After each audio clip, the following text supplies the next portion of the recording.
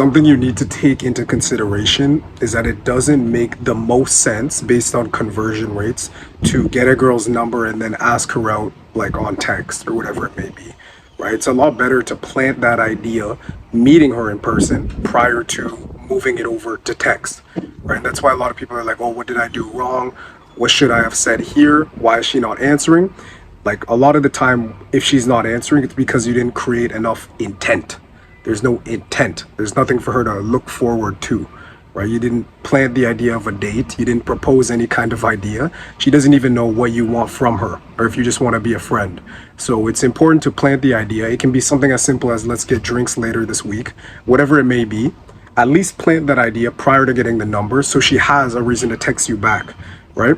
And on top of that, if she has a boyfriend or whatever's going on, maybe she's not talking to people right now for whatever reason, personal issues, right? Or if she's just not interested in you, you can find that out from the first encounter, right? Instead of wasting your time sending a bunch of text messages, what should I say next? What should I do next? Blah, blah, blah. Like you could have got rejected just right away instead of being in the friend zone over text and trying to crawl your way out of it.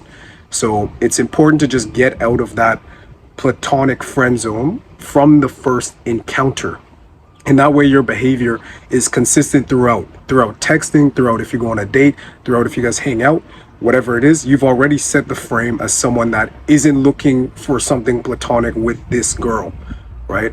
So it's consistent. It's not going to be something where out of nowhere you went from being some friendly platonic guy to a guy that's like, hey, come over to mine, hey, let's go watch a movie at mine, right?